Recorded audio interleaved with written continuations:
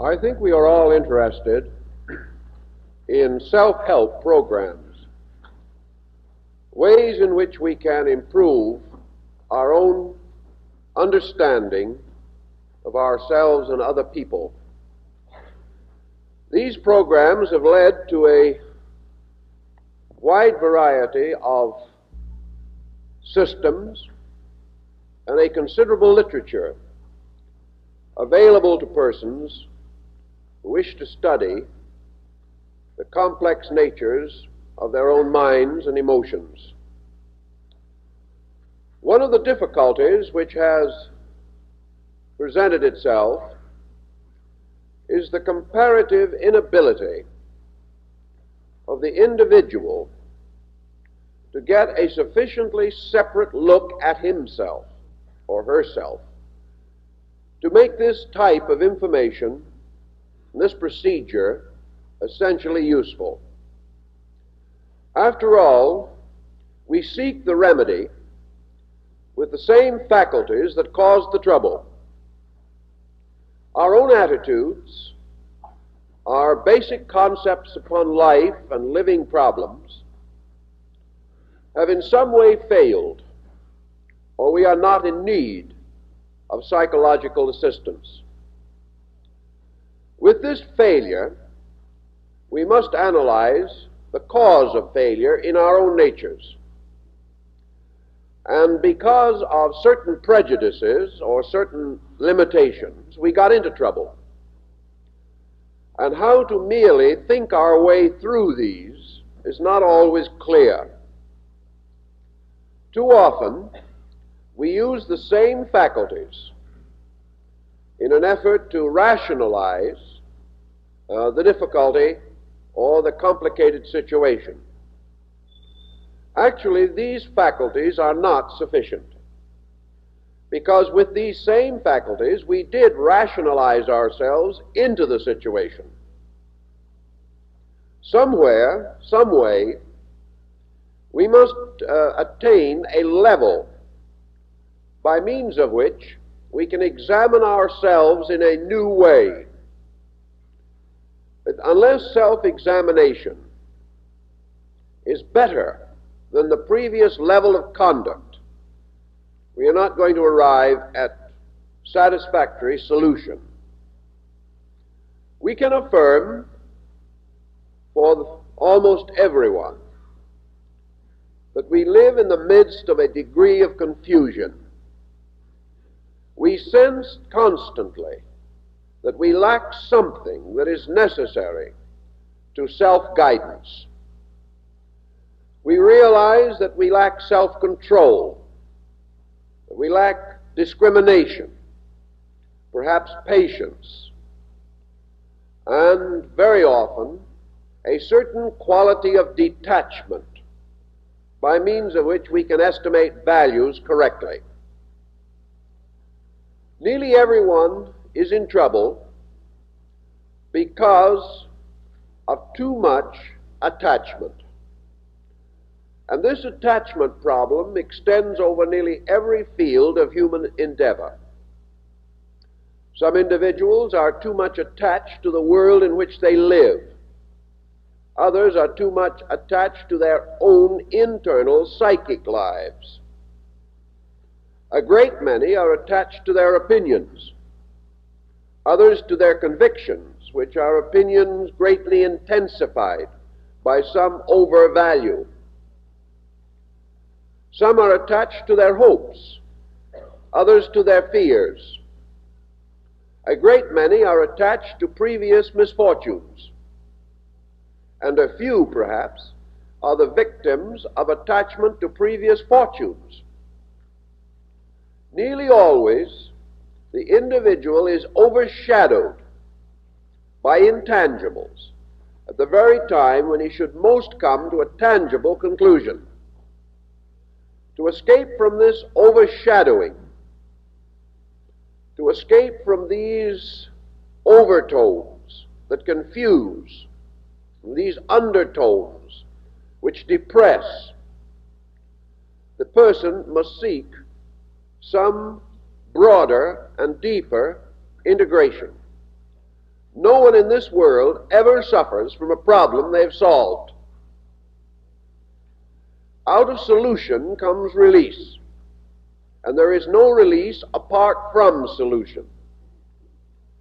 And by solution, we must ultimately recognize the correct answer, that answer which comes the nearest and most completely in harmony with natural law and universal procedure. In search for solution, therefore, we turn in various directions. We turn to the opinions of others. Yet if we included in our consideration of other people's opinions a bit of biographical research, we might discover that they have not solved their problems any better than we have. Thus, we observe the great interval between good advice and poor practice.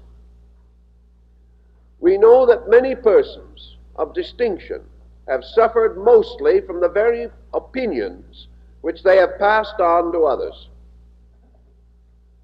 Thus, we cannot depend completely upon authority for solution. It is always helpful and always useful to seek out the traditional, acceptable answers to things. But these must also be subjected to a certain degree of further investigation. Acceptance of any idea without thoughtfulness cannot be said to contribute with surety toward a solution of a difficulty. Why do we have some of these complicated problems? One of the reasons probably is that we are not able to be contemporary in consciousness. By this I do not mean that we should accept everything that is happening around us, but rather that we should rescue our centers of consciousness from addiction to the past and hope for the future. Now, some folks will say, well, that hope for the future is the only thing they live for, because our great desire, our great expectation, our almost inevitable need is the will-o'-the-wisp of future security. Without the hope that the future would be better, very few persons would have the courage to continue a life pattern. Yet actually, it is not hope that the future will be better that is solutional. And a vast amount of energy is exhausted in hoping that should be dedicated to actually making certain that the future is better. This concept that we have, that by the same drifting process that has brought insecurity for half a lifetime, we will ultimately drift into security. This is more or less of an illusion. It seldom, if ever, fulfills itself. The individual who drifts can only drift from one insecurity to another. The probability of accidentally arriving at a good port out of the storm of life is very small. And where we think we have found persons who have done so, analysis will indicate usually that they were working from a plan or a pattern and were not depending upon this process of drift. The only thing we will usually do is drift onto rocks and have further shipwreck. If then we look at the cause of some of these problems, we observe a peculiar circumstance that exists always in nature, a circumstance that we must study. I do not know how many of us have thought this through, but to me it is very important. Namely, that nearly all decision has to be made under circumstances in which decision is most likely to be unsound. The child, for example, growing up in life, is usually required to select a career at a period in life when he has no way of knowing what he should select. He must decide at 20 the kind of life he wants at 40. Yet at 20 he is utterly unqualified to do so. We must decide now, in many instances, the kind of future that we will live in when we know more than we do now. We must attempt to create patterns of experience when we are without adequate experience. And we must strive for a better way of life from a level in which we have not attained that better way of life. Consequently, in most cases, important decisions are not made from the best levels of knowledge or information. This is why we have a tendency to turn to our elders for guidance or help, seeking to gain from the experience of those more mature than ourselves some insight into the probable decisions that would be best for us. Unfortunately, the elder is also in confusion. His own future is uncertain, and he is out of touch with the experience through which we are passing. Having gone beyond it, it has faded from his actual awareness. And in these days particularly, when things move very rapidly, the decisions of a person of 50 may well belong to 20 or 30 years ago and be comparatively useless to the young person of today. All of these elements, pressures, have to be in some way analyzed. Is it possible for a person who has not experienced to come to a reasonable and rational solution to his own need? Is it possible for youth to plan its own maturity and do so in a way that will not ultimately result in disaster? The only answer to this lies in the fact that man has a compound nature. One part of this nature is concerned principally with immediate matters and is developed from immediate association and experience. Each individual, however, also has within himself a dimension of timelessness. Therefore, we have to regard decision as occurring on two levels. One is a level based upon emergency and immediacy, as it is now. The other type of decision must be based upon timeless value. And great systems of thinking have emphasized that there are principles that are timeless, and that these principles can be captured at various periods in a person's career, and the understanding of them produces value, strength, or character, which can by application be adjusted to the time changes on the lower level of action. This is why it is so important for young people to have good indoctrination in basic principles, in value.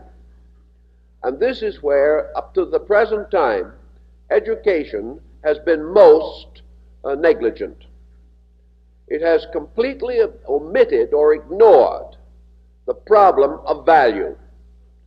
It has not equipped the individual to use first those faculties which are nearest to life itself. Actually, for example, there is no moment in which we are nearer to reality than the moment that we are born. Our very early infancy is more factual than any other part of our living. But hardly do we escape from infancy then we begin to fall into associational mechanisms and processes. By degrees, the natural integrity of infancy is destroyed by the accumulated pressure of environment.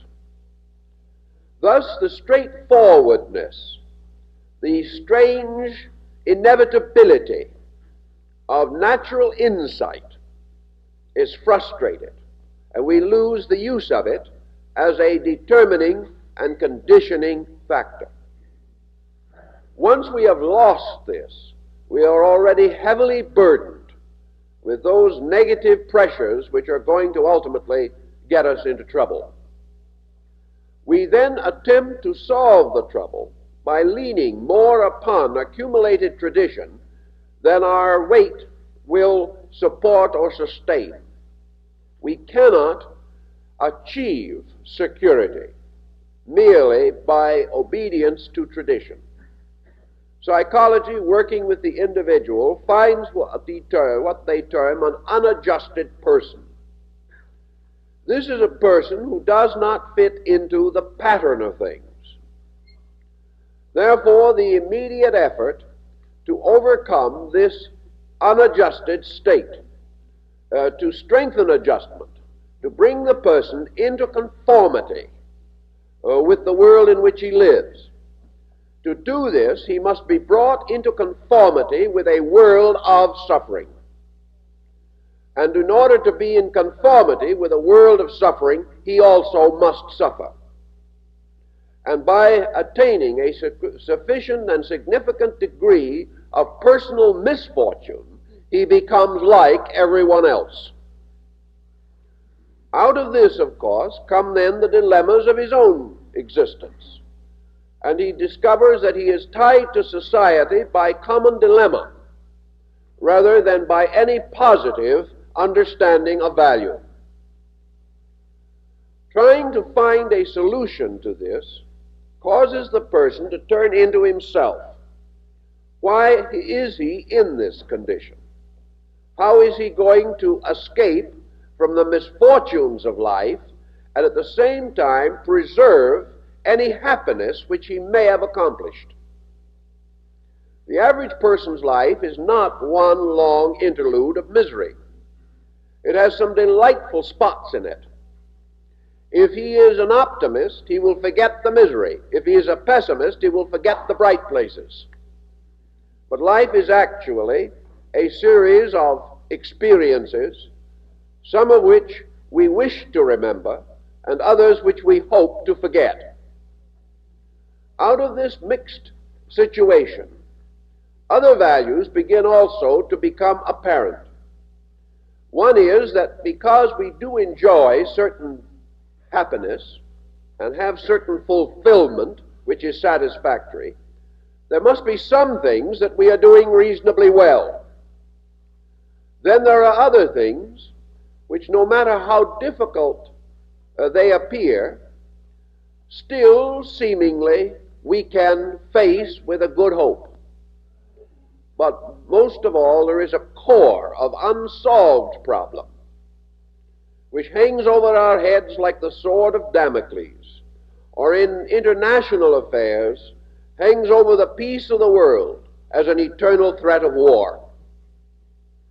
Thus, even while we have a certain security, insecurity is always threatening us, impinging upon us, forcing us to keep up this strange struggle with which we are engaged.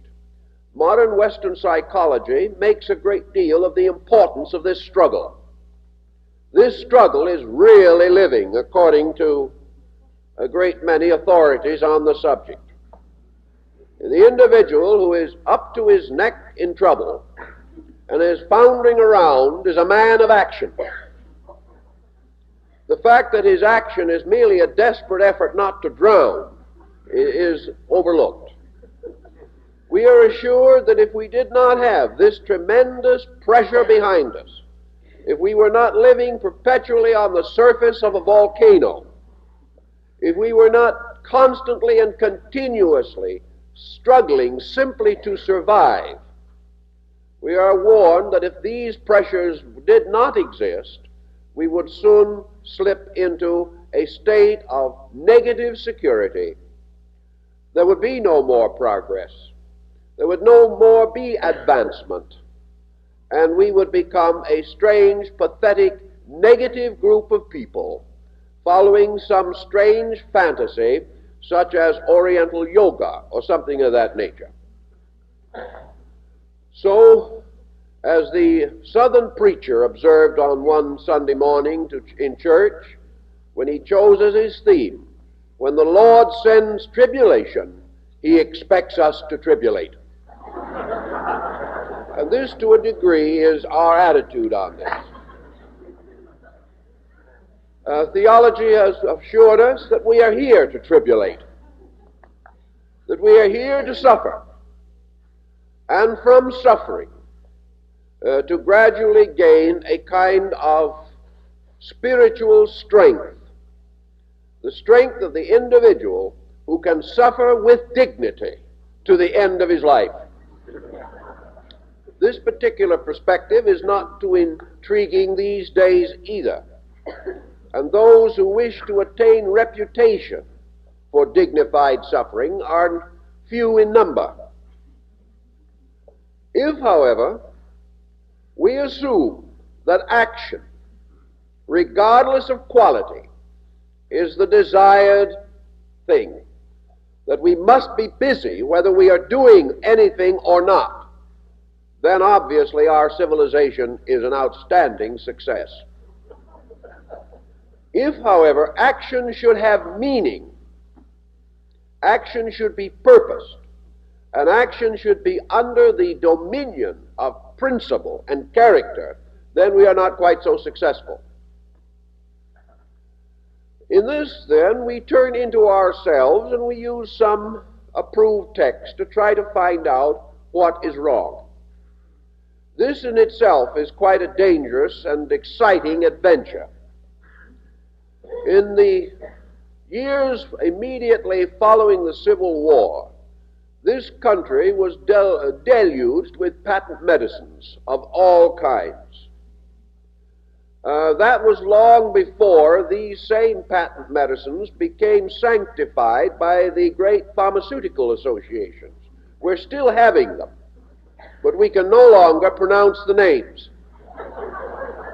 They are no longer swamp root and sarsaparilla, but we still have them. But in those glorious days of patent medicines, sale depended very largely upon the description on the back of the bottle of the symptoms of the various ailments for which the remedy was a cure. It explained the mysterious aches and pains that you should be suffering from if you took the remedy. That you should have certain symptoms. And as you studied through these symptoms, you realized by degrees that you had them all. This was the subtle salesmanship of the procedure. And therefore you bought the remedy in tremendous quantities. I know one old farmer that always bought his favorite remedy in case lots. He was taking no chance of ever having future need without the remedy being available. In the small print, it was often either noted or left unnoted, because there were no laws governing those problems at that time, that this particular remedy was 92 5/10% alcohol. And it was therefore rather evident that large and continual dosage might produce a rather bland attitude toward life.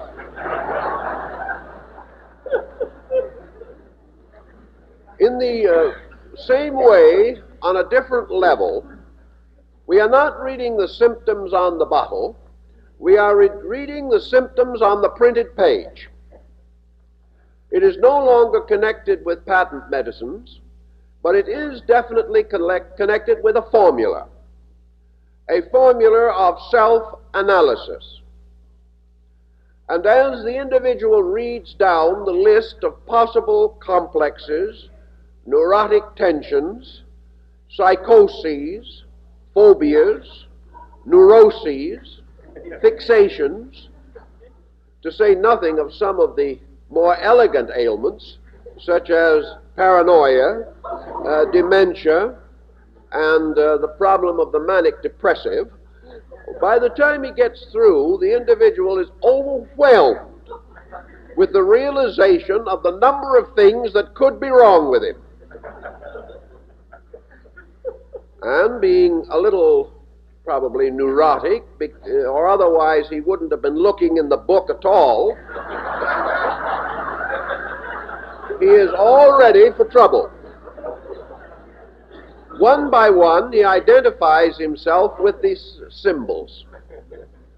One by one, he reads the case histories of the forlorn persons who have had experiences like his own.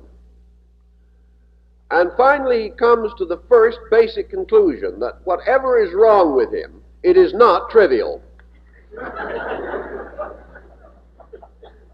Also, he gradually, through further experiment, discovers that whatever is wrong with him, the remedy is not cheap. He finds himself confronted with the urgency for a general psychological house cleaning. In order to attain this house cleaning, he must shop around and find specialists in the field, associate himself with them, and hope for the best.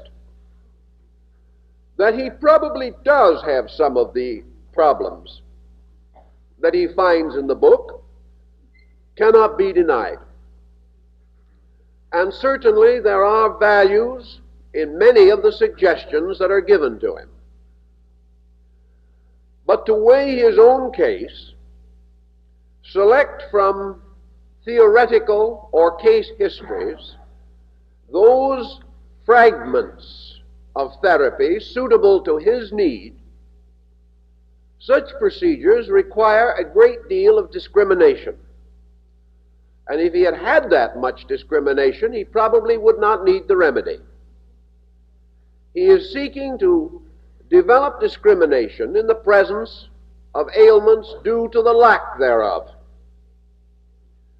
This can be a basis of great stress and strain, not only to the person, but to his friends, relatives, and associates.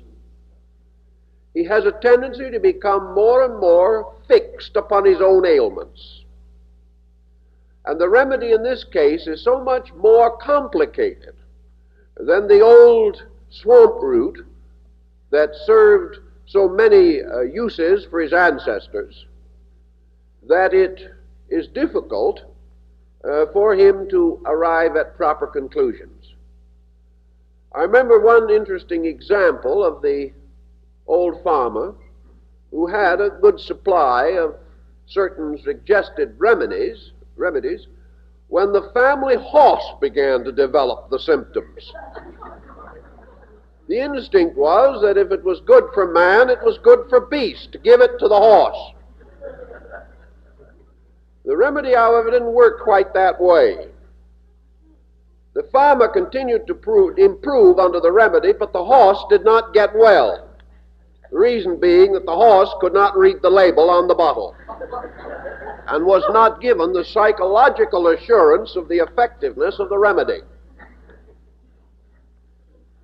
In the same general problem of how far can we go in the basic study of psychology, apply it to ourselves, and get some basic good out of it.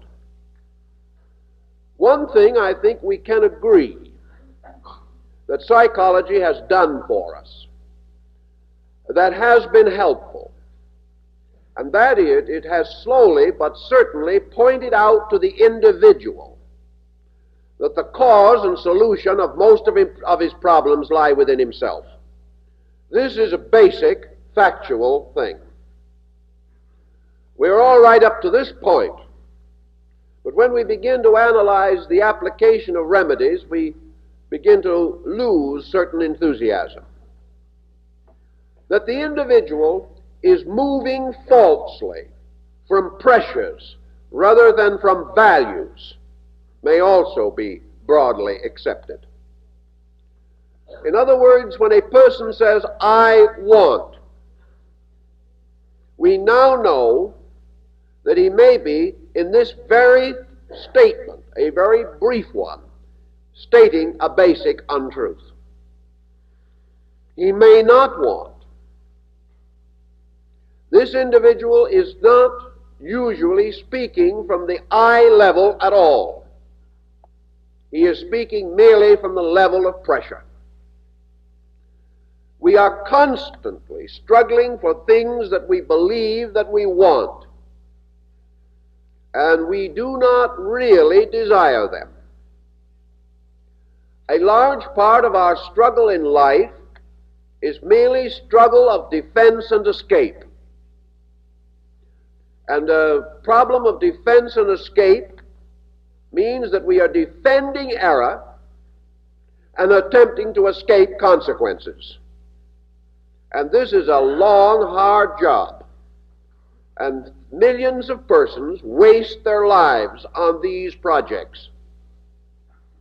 And no matter how much we defend what is not so, or how desperately we attempt to escape from the consequences of our own mistakes, we can never achieve either. We must continue to be the inevitable consequences of our own attitudes and convictions. This brings us to another, almost irrefutable fact. Namely, if we are not happy, there is something wrong with us. Now, this is quite an escape from the 15th, 16th, and 17th century attitudes. Renaissance man was never able to associate himself with the responsibility for his own conduct. 19th century man, for the most part, blamed his environment for his own troubles. 20th century man is beginning to recognize that trouble begins inside. And what we call environmental trouble is simply everyone sharing his internal troubles with other people. If then psychology can bring home to us certain basic principles, including self-responsibility for security and insecurity, if psychology can further reveal to us that the individual who is miserable cannot be right, and that the individual who is sick is in some way living contrary to fact. If he can come to these basic realizations, we have accomplished almost more than can be hoped for in a single generation. If we can cause the person to gradually get over the foolish belief that his happiness and unhappiness are due to other people, if we can get him past that, we can open to him a great universe of hope. Now, we will say that the very statement that we are responsible for our own troubles is the most discouraging of all. Faced with this, our entire philosophy of life may crumble, because we have built our way of life upon an aggressive conviction that we could do as we please and that other people would have to get along with us as best they could. Of course, we did not want other people to do as they pleased. And when they did, and they did things we did not like, then they became the direct causes of our misery. But our causations, good or bad, should not be regarded as the cause of anyone else's misery. The ridiculousness of the situation is apparent if we give it any thought. But once we have settled our minds upon a course of action, we do not think. And to that degree, we are in trouble. If, therefore, we also wish to take the attitude that to blame ourselves is morbid and likely to prove most discouraging, let us see the happy side of that conviction. No individual can ever hope for happiness or hope for security if he must depend upon the environment around him for these values. In other words, suppose as a person we stood in the midst of a world and our happiness depended completely upon the mass motion of that world. We could say to ourselves, I can never be happy while the Russians and the Chinese and others of that caliber are breathing down the neck of the democratic way of life. Never can be happy. I can never be happy because the house in which I live does not dominate the neighborhood. I can never be happy because other people do not understand me. I can never be happy as long as the world is in a state of inflation, and I will be more unhappy if it falls into a depression. I can never be happy because taxes are taking the larger part of my income. I can never be happy because my children are costing more than I can afford. I can never be happy because my car will not be paid for until it is worn out, and then I will have to buy a new one. My happiness being bound entirely to the opinions of my friends, the advice of my mother-in-law, and other related matters, how do we ever expect to be happy under those conditions? Do we really believe that all the people in the world who disagree with us are either going to reform or fall dead? Do we honestly think that the business in which we work and against which we complain at all times except while we are collecting the paycheck, that this business is suddenly going to change and become the beautiful idealistic structure we have dreamed of? Do we actually believe that we can move out of it and move into another business and be much better off? Perhaps occasionally, but not with certainty. Therefore, if the way other people treat us is the basis of happiness and security, we are sunk. There is no hope. The whole world is not going to change to please us, because it is composed of 2.5 billion human beings waiting constantly for everyone else to change. To say the least, it is going to be most confusing. Now we have also a type of mind in this emergency which sort of cuts the Gordian knot. We have the materialist or the disillusioned realist who says, well, it isn't going to change, nothing is going to happen about it, this is the way it is, so what? There is a certain futility in this attitude also. It is so dynamically futile that even those who are teaching it and preaching it cannot live with it. It is very difficult for a person to accept defeatism totally and say, this is the way it is, this is the way it is going to be. No one can ever do anything about it, except to hope that perhaps 10,000 years from now, technology will solve it. Such is not a good answer. The individual who follows it is not usually any happier because of his disillusionment.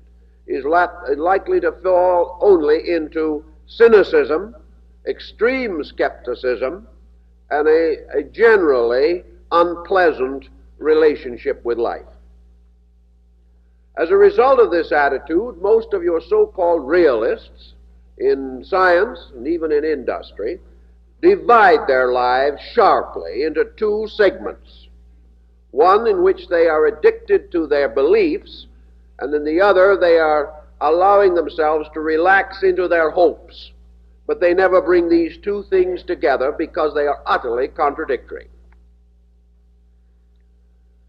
If there is an answer anywhere for these problems, and the problems themselves are infinitely diversified, in spite of the fact that we can divide human problems into approximately 40 situations, we can combine these 40 situations into a group that is legion.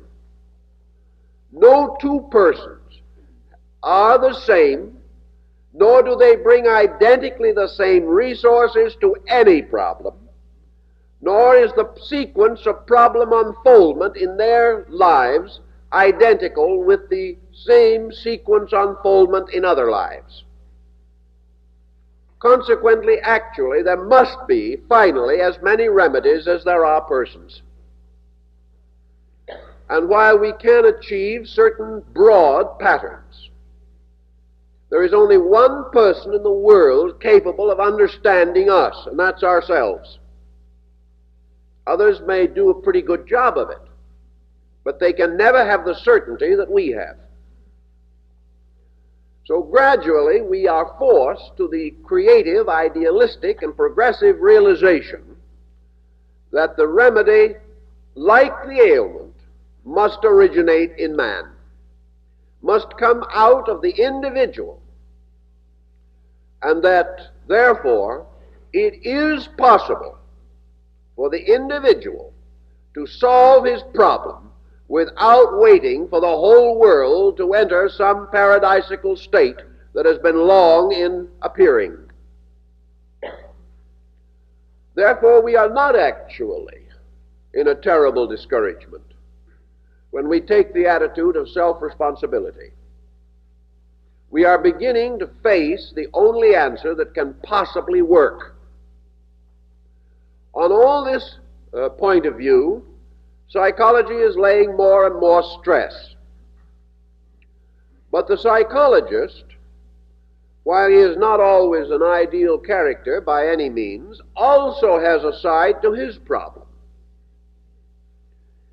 He is working with a group of persons called patients or consultants or whatever they may be.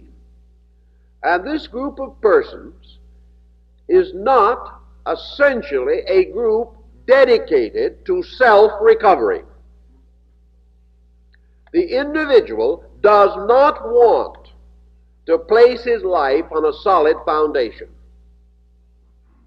What he really wants is to have unpleasant symptoms removed and to continue to do the things he has always done, whether they be right or wrong.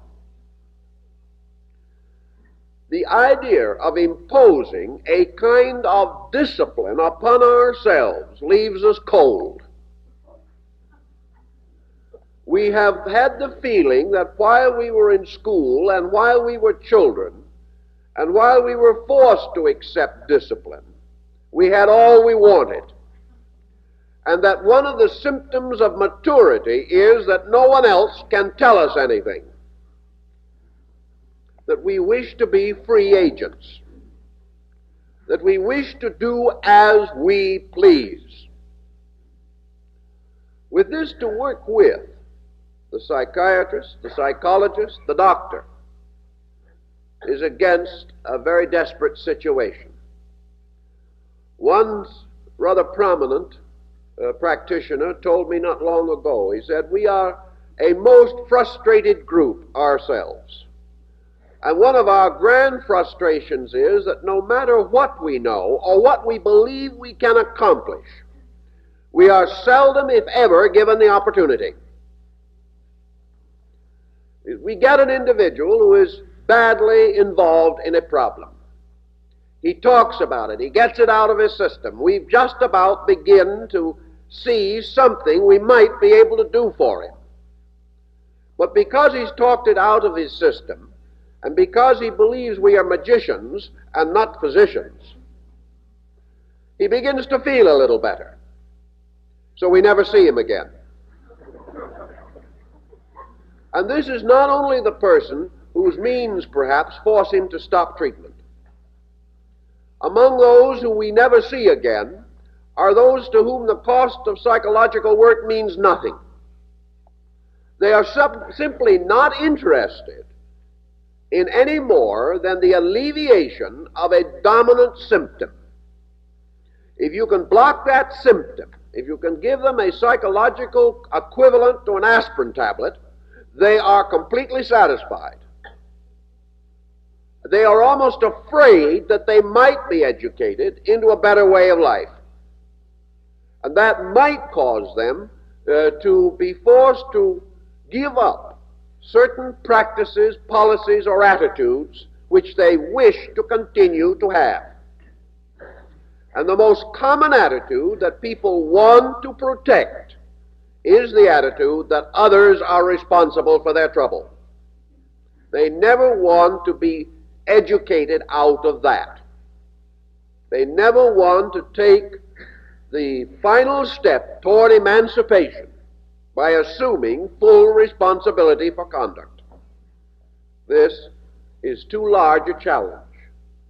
And one of the reasons why it is too large a challenge is because the average person, throughout his educational and early professional or business experience, has never been instructed in how to handle himself as a being, how to integrate his own resources. So the subject comes to him as more difficult than calculus would be to a kindergarten student.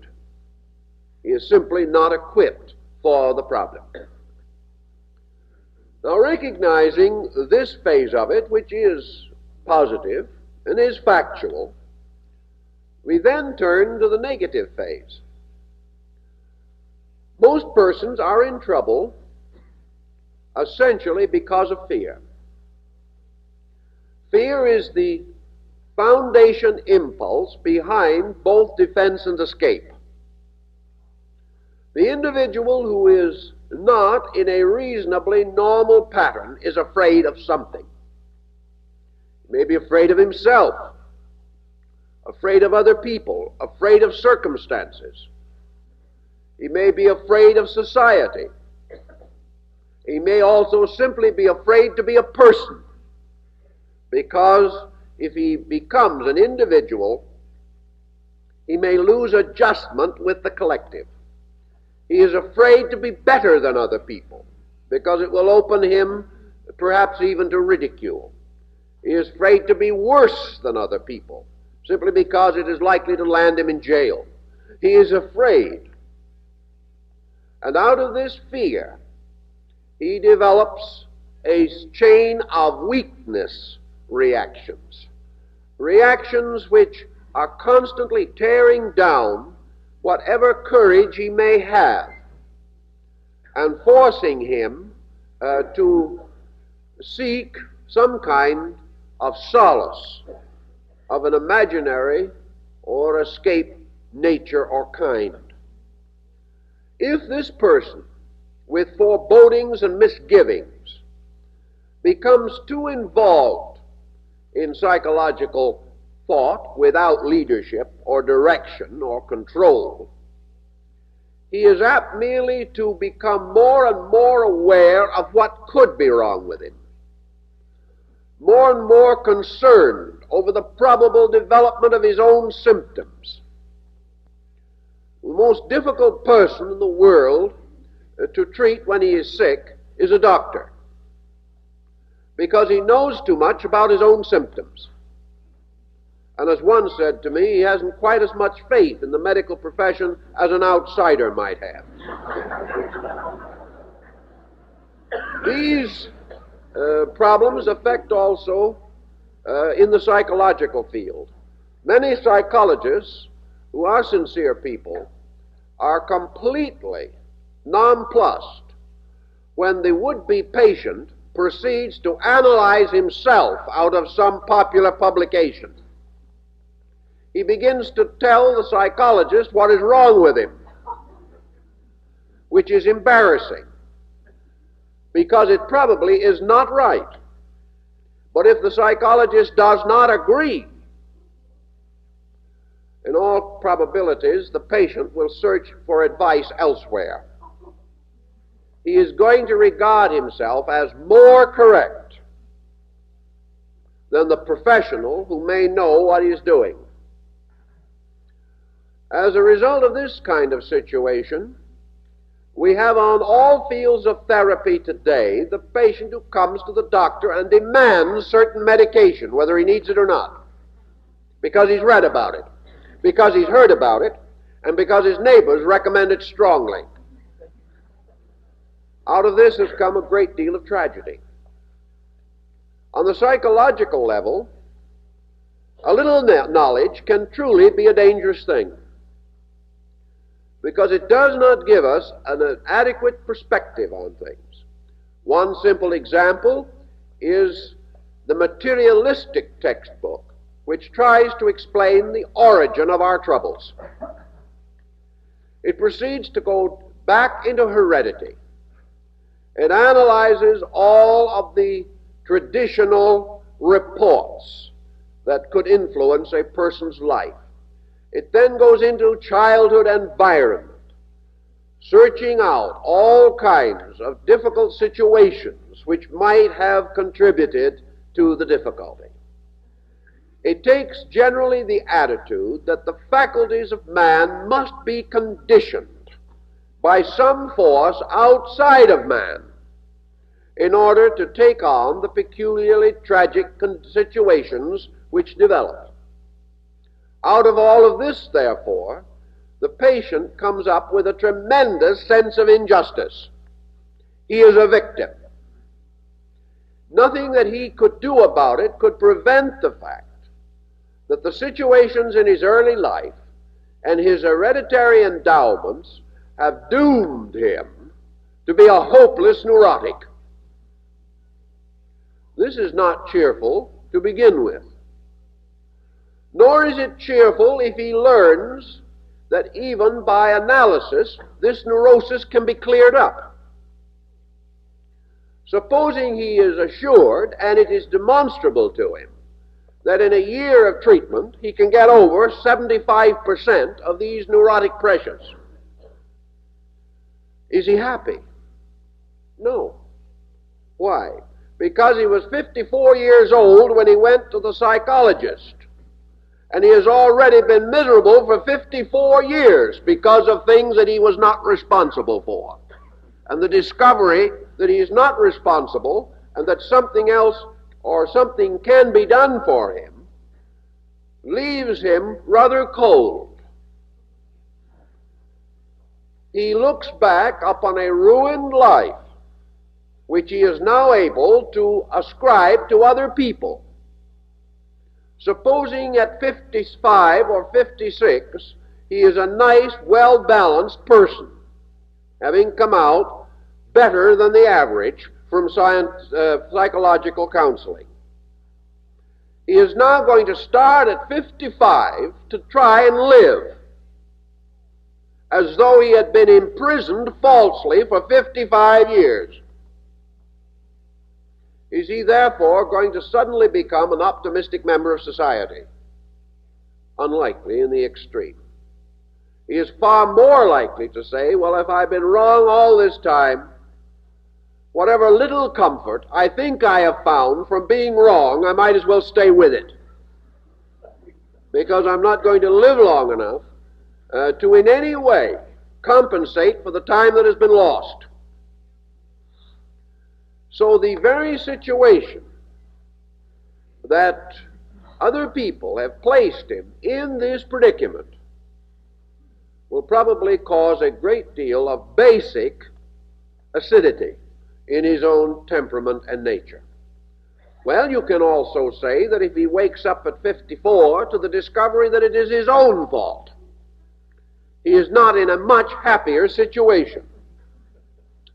He is, however, 1 degree ahead. At 55, he has discovered honesty. Now, this is a discovery, at least. Otherwise, by the other method, at 55, he has discovered dishonesty. He is able to convict a universe of a heartless fraud against himself. He is able to believe that there is so little fairness in this world that he could be a sufferer for the best part of his life simply because of what other people did to him. Out of this comes nothing that can be of any value to him whatsoever. Out, however, of the conviction that there was self-responsibility involved, there can be a tremendous personal, internal growth.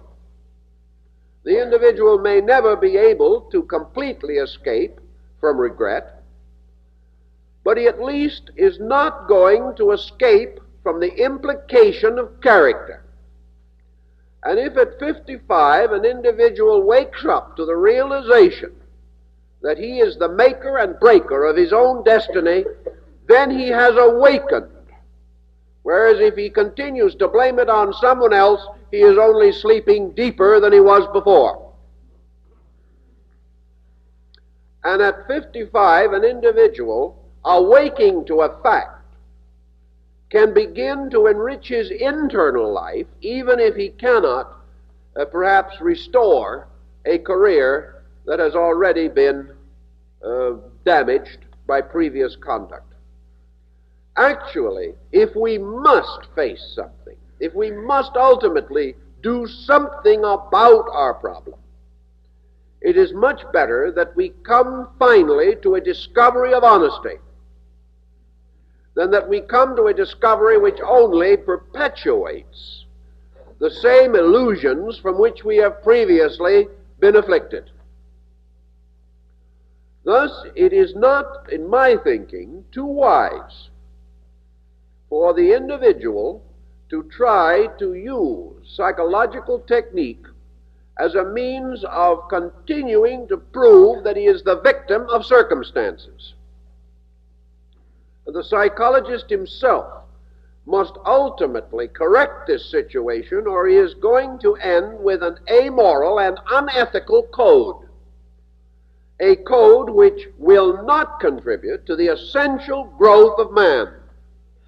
It may help over an emergency, as a dangerous drug may save a life. But a dangerous drug cannot actually assure the individual of future health. And if continued beyond a certain degree, the drug itself may prove fatal. We cannot, therefore, depend upon this type of therapy, nor should we allow it to come in upon our own lives, causing us to come to an invalid conclusion, the conclusion that we have functioned from and been miserable with for years, namely that other people are to blame. How then can we perhaps work into a more constructive relationship? What can we do in the form of psychoanalysis in order to find some available means of correcting a problem? Naturally, we don't read these books and we do not study these systems just for fun. We are looking for something. And to look means we recognize a need. If we recognize a need, we must also have enough courage or enough conviction to act according to our own discovery. Why it is that we can learn so much and do so little has been one of the riddles of the ages.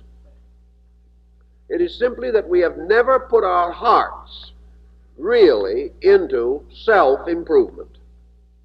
We have always been much more interested in the improvement of others. And in this case, it is not as unselfish as it sounds. because this improvement of others becomes a substitution for our failure to improve ourselves. And in order that life may not appear to be totally fruitless, we wish to appear to have helped somebody else. But we have never solved the great center which needed help most, our own natures. If you have noticed, and you probably have, that most persons under psychic pressure or under psychic stress exhibit a wide variety of tension symptoms. They are mostly nervous wrecks. There are other varieties, but these certainly are the more common. They are persons tired out, worn out. They are persons inclined to constantly discuss themselves as far as their miseries, misfortunes, and reverses are concerned. They are loaded with self-pity. And no matter what happens, it is not important unless it can be applied to themselves in a negative way. Every common disaster reminds them of their own private disaster. And every bit of good news coming to someone else is a further tragedy. These people resent the happiness of others because they do not have it themselves. If they actually changed place with the person of whom they are resenting, they would immediately be just as miserable as they are now. Experience with these people, and of course they, like all other kinds, come in families, and therefore are a problem for their relatives. The problem of catering to these people, trying to make life easier for them, acknowledging that they are hypersensitive, that they are almost too sensitive to live in this world, that they are going to be blighted by every early frost that comes, causes us to put them in various kinds of mental and emotional hothouses. We try to keep every chill away from them. But in some mysterious way, they still get the chill because it's coming from inside. So we do everything possible. We sacrifice our own lives for them. We humor them to the end.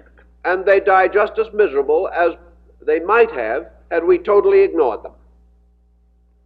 So nurturing these cases, working with them, struggling to bring that little look of happiness to that sad and washed out face does not accomplish anything.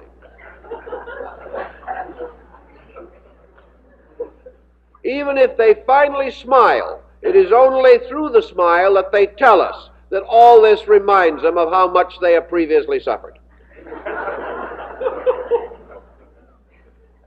Consequently, you cannot solve it by such procedure, and no one has ever been able to. That these problems must be faced by the individual with a certain directness, we know, and being martyred to these neurotic tensions of others hasn't helped them and has probably helped to build similar tensions in ourselves. So the world consists of the martyred and those who must nurse them, and who thereby become martyrs also, giving up their own lives sometimes simply to protect some unreasonable and outrageous individual. Such catering, having no effective result that means anything, forces us back to the original assumption, namely that pressure and tension, constantly moving the individual, results in the situation described by Schopenhauer, in which he says that pain is the result of obstructed will. The will of the individual meeting any obstacle, the result is hurt.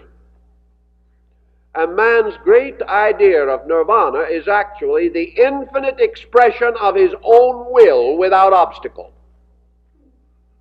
But as he lives with 2.5 billion obstacles, he is not so likely to succeed. And even assuming that all these obstacles were cooperating, which they're not, he still has another obstacle, The fact that his own abilities will not permit him to fulfill his own will. He may have an inevitable will to play the piano, but without the disciplining of his hands, this will also will come to frustration, because his very body will not sustain it. So the first and primary frustration against the will energy of each person is his own ineptitude. And he cannot escape from this, except by doing something about it. Which brings us back to the basic principle of therapy, namely that we must do something about these things. But assuming that nearly all of our troubles are due to pressures actually coming from within, pressures of unsatisfied ambitions, pressures which create further pressure, we then come to another important situation, namely that our pressure moving out from ourselves can in turn practically wreck our environment. And as a result of wrecking our environment, force us to live in things around us that seem bad, but the cause is actually in our own relationship to them. By the time we get through annoying, disillusioning, and fussing with our friends and associates, they get a little tired. Therefore, they promptly depart to other locations, and we are alone. Then aloneness becomes one of our big problems, and we blame environment for that, realizing that we have been working all our lives to make sure that we were isolated. We wanted to make perfectly certain that we didn't have a friend left. And when we succeed, then we are more miserable. Thus, our environment is not merely the pressure of other things, it is a reactive pressure of ourselves. And as a proof of that, we can observe that another person in the same environment is not under the same pressures that we are. Therefore, the environment is not the empiric cause. It is merely a secondary or reflecting cause of the problem which particularly worries or causes anxiety in ourselves at any given moment. The answer has always been one thing, but it is something we have trouble with, namely the reduction of pressure. Behind nearly every problem that we have is too much misdirected pressure, force, the uncontrolled exercise of will. The individual moving from the foundation that he has a right to do anything that he has a will to do. And this will, without the censorship of reason, without the moral guidance of affection and friendship, this will, continuing to force its way, forces us all into early graves. The will, in order to serve us, must be an agent of achievement and not an eternal and continuing nagging, a tremendous, dynamic, uncontrolled, and undirected. To remove this pressure of will, therefore, there has to be a new type of outlet for the individual. This outlet has as its final purpose the breaking up of the ultimate and utter self-involvement of the person. The individual is in trouble because his mind is so continuously on himself and on his purposes, his objectives, and the contemplation of the resistance which these purposes and objectives meet, that he is continually under stress. This stress cannot be removed merely by removing the symptom. we can get out of a phobia or a complex, we can rationalize our way through it. And after a certain amount of treatment, if we suffer from claustrophobia, the chances are we will be sufficiently recovered so that we can ride in an elevator or that we can go into a closet and close the door. These things can be accomplished. But hardly do we get this remedy and begin to feel a little rejoicing over it. Then we discover that the uncorrected pressure is beginning to break out somewhere else. We recover from the claustrophobia only to discover that we are developing alcoholism, or that instead of being afraid of the closed room, we are suddenly afraid of our neighbors or afraid of other situations around us in daily life.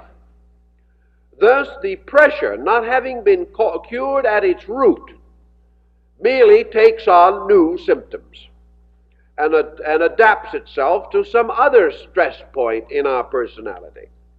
The pressure has not subsided. We have merely corrected one symbolic testimony to that pressure. The reduction of pressure itself has an interesting history. Actually, the purpose of civilization is to reduce pressure. That is the essential purpose of it. First of all, as Cicero tells us, civilization is a condition in which human beings live together for mutual cooperation and mutual helpfulness, and, to a measure, mutual protection. On this foundation, it is the purpose of civilization to make a new arrangement between individuals in which human beings are no longer either enemies nor strangers, but fellow members of a commonwealth of purposes. Thus, the end of civilization is that we may gain a sense of strength from collectivity and no longer be alone in a world of frightening magnitudes. Civilization creates this kind of community coziness. It closes off a certain part of the world and makes it necessary for us to adjust only with an area of values which we gradually come to know and understand. We can't say that this is the ultimate, but it certainly is an immediate factor in connection with the concept of civilization. Now, civilization involves something else. Civilization cannot survive without culture. A civilization is not merely persons running machines side by side. And civilization which is only mechanistic or is highly competitive causes the individual to merely come into a new kind of isolation. Instead of fear of the collective unknown and of nature and the universe, man gradually comes to fear man. And any civilization in which there is no culture ends in mutual fear. Culture, therefore, has to supply the connective values by which a civilization becomes, in a sense, a great family involving positive emotional values, aesthetic values, and intellectual companionship. The great advantage of culture is that it is nature's way of helping man to lower tension. The truly civilized human being is no longer living as a center of will surrounded only by obstacle. He has found channels of expression, and these channels of expression are bridges with other human beings. He is finding comradeship on a level above mere economic or political structure. Culture, therefore, implies a variety of accomplishments and a degree of insight. The cultured person has learned to moderate certain excesses by giving new and valid channels to his resources. He is no longer utterly one-pointed. To the cultured individual, the achievement of one's particular goal is not the ultimate desire or determination. Culture has a tendency to diffuse man's interest. It has a tendency to cause him to become aware of different levels of values and to attain an insight into these different important possibilities in connection with conduct. Culture promotes leisure, and without leisure there is no culture. Without culture there is no such a thing as leisure. Because without culture, time that is not used is simply wasted, and that is not leisure. Leisure is the opportunity of the individual to act without desperation. It is the power to proceed, to express self without force. Leisure, therefore, is not a driving thing. It is a persuasive thing. It invites the person to let down pressures and be himself. And between man and normalcy, in most cases, there is simply this formula. We must let down pressure and be self. This is a little confusing, however, because most persons consider pressure to be self. I'm alive, therefore I am ambitious. But in the end, I am ambitious, therefore ultimately I will not be alive. It doesn't work as well as we might think. But assuming ourselves to be merely centers of pressure, we live only in intensity and fear relaxation more than we fear death. The reason why we fear relaxation is simply because we are not able to relax into a cultural state. We relax into a barbarism. We relax into a primitive savagery because with all of our attention we have never had an opportunity or an inclination to build personal character. Without character we cannot use leisure. Our answer then is a long-range program. Not one in which we merely try to adjust our tensions to the tensions of others, but one in which we discover that by the basic lowering of tension, we increase efficiency and decrease many of the ailments from which we are now suffering. And the decrease of tension is a process of self-education. What we need is educational therapy. Or perhaps equally we could say that we need an educated therapy and a therapy of education. Now, education is a nasty word for most people. Once they've graduated from school, they never want to hear of it again. But education has, unfortunately, so little comparison with schooling that we do not need to be so afraid of the word. When we think of education, the 6th grade should never come to our minds, nor the campus curriculum for that matter. Education means the gradual maturing of insight. Education means the development of a civilized attitude within the consciousness of the person. It means that he gradually develops values which are in themselves therapeutic to him and which give him proper and natural release for the energies which are now causing tension, stress, frustration, and neurosis. this therapy is possible to the person himself. It is quite possible for him to begin simple lessons in therapy. And I think one of the simplest of all lessons that you can work with is to remember one thing. We use a phrase constantly. An individual will say, I am lost in reverie. Another person will say, Jones is simply buried in his work. Another one will say that Smith has lost selfness in the thing he is doing.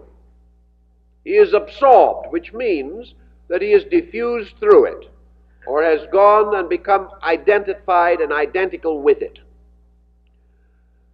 The great value of absorption lies in one thing. You cannot be absorbed in anything and have your mind on yourself. That is the very point of absorption. It is loss of self-interest. And this loss of self-interest always accompanies the discovery of a purpose or an interest or a need greater than self. We can never be absorbed in something smaller than we are, any more than we could be drowned in a bucket we could not get into, unless, of course, we wish to fall on our face and dip our head in the bucket. That is conceivable, but usually at the last moment there is relentless and the head comes out. Actually, therefore, to be truly deep in something means that this something is large, larger than ourselves, more ingratiating, more intriguing, more stimulating, more involving than ourselves. Or it is something with which, through our affections or our emotions, we have created an allegiance, which therefore demands a dedication large enough for us to sacrifice self, more or less willingly, to this thing which is bigger. But the most important of all points is this absorption in something bigger. Let's take a very simple example of this. Suppose that you are a great music lover, that the thing you love more than anything in the world is a great symphony. You really are, in heart and soul, a person fond of music. It may be perfectly possible that you are a garage mechanic, or that you are a lawyer, or that you are a businessman, but in your heart and soul you love music. So the symphony time comes, and you buy the season ticket. And you go, and you are particularly pleased with the conductor. You consider the performance to be outstanding, and they are playing a piece for which you have extraordinary fondness. In a very few moments, an experience happens which, because of the very nature of it, you never analyze. And that is that suddenly, in your rapt attention, you are no longer aware of yourself. You are no longer aware that you are listening to the music. Perhaps symbolically, to try to make this more complete, you will automatically or instinctively close your eyes. You want to shut out these things. But suddenly there is only music. There is the individual moving by every mood of the music.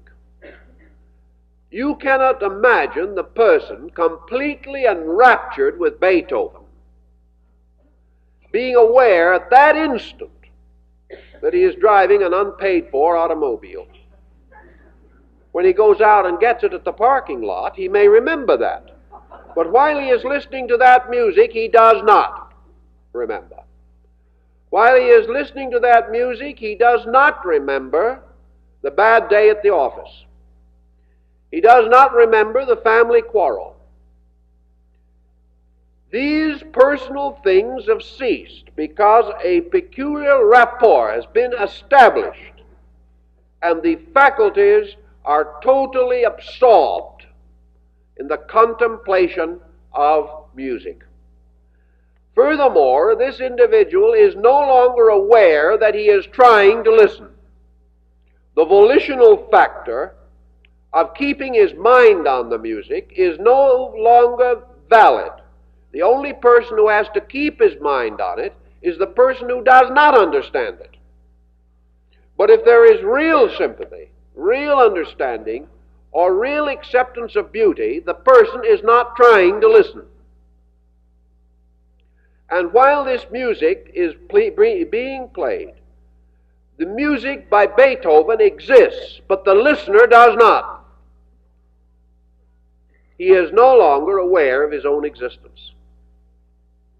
And in this total unawareness of his own existence, he has discovered another thing, that this very state makes his faculties more awake, more responsive, and more inclusive in their cognition than his previous state was. While he was worrying about this, fearing that, wondering about something else, he could not listen. When he truly listens, therefore, he discovers that he achieves a total cognition because he is no longer in his own way.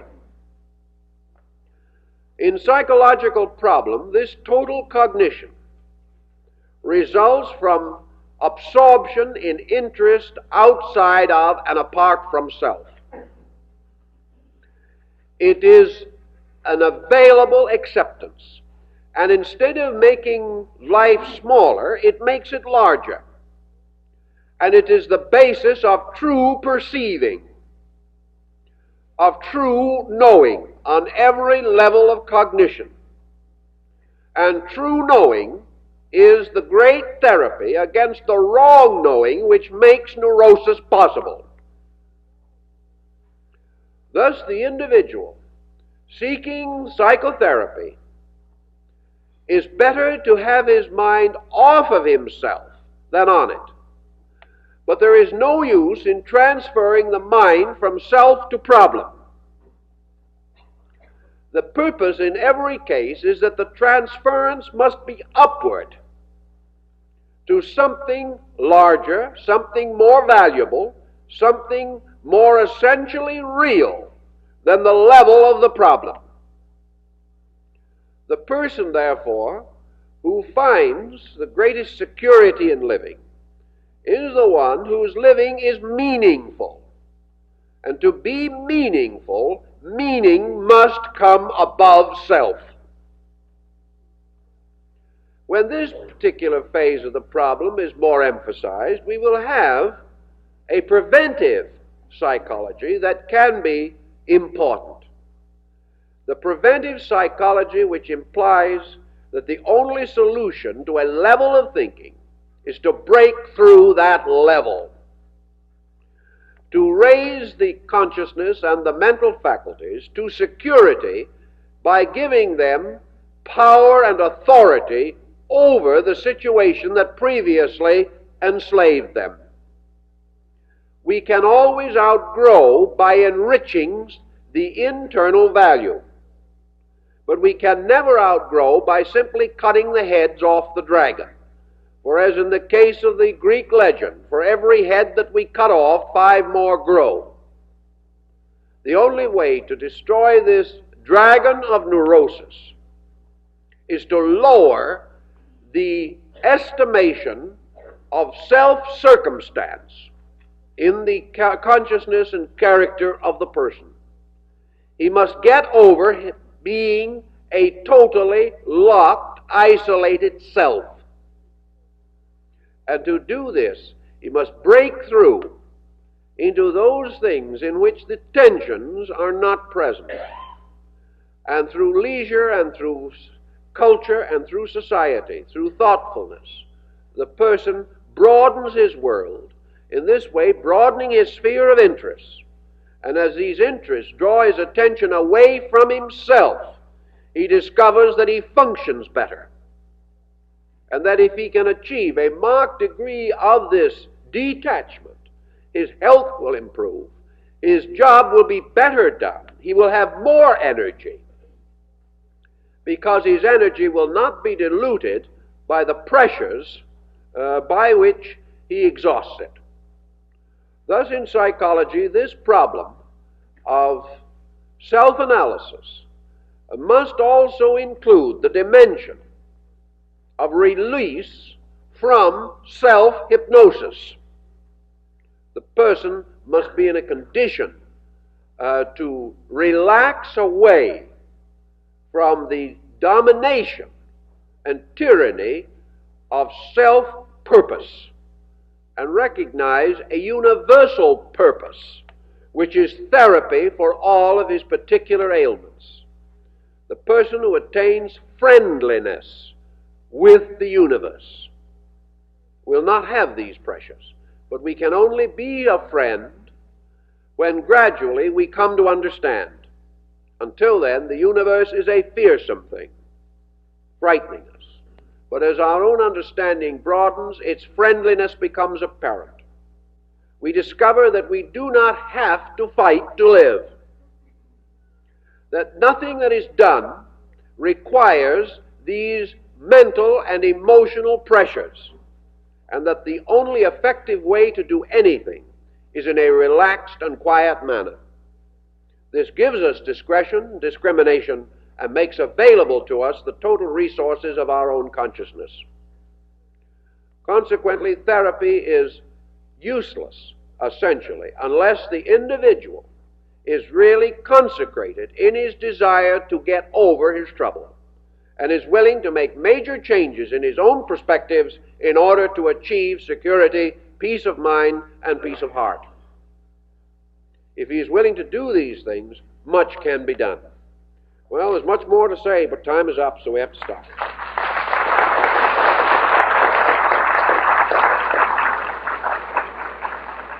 I'd like to call attention to the fact that this afternoon at 2 o'clock, the PRS Center Study Group at our headquarters building on Griffith Park Boulevard in Los Feliz will meet to discuss the talk of the morning.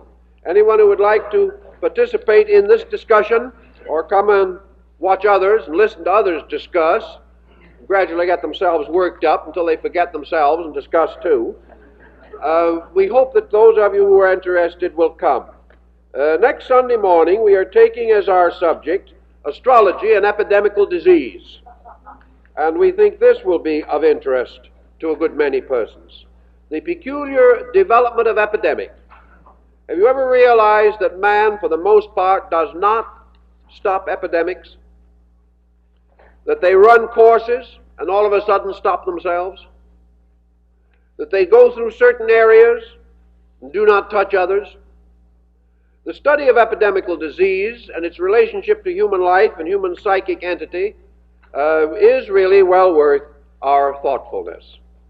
In connection with the morning, we would like to suggest our book, Self-Unfoldment, for you, if you are interested in going further with this problem of gradual integration around a central core of consciousness. We think this will be of use.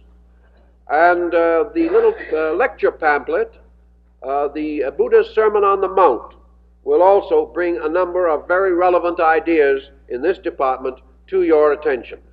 Also, may we call your attention that the new issue of our magazine, Horizon, is on the table and available this morning.